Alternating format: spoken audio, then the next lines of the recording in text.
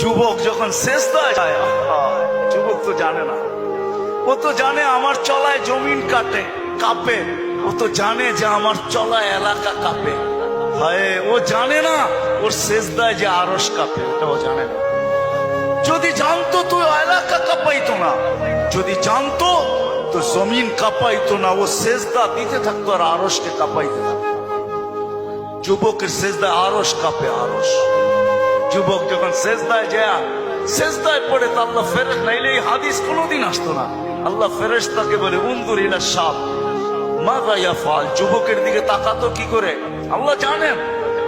তো ফেরেশতা বলে জাআলা আজলাহু ওয়া মাজালাহু লিআজলিক, সবকিছু বিসর্জন দিয়ে আপনার কুদরতি পায়ে মাথা ঠেকায় দিয়েছে।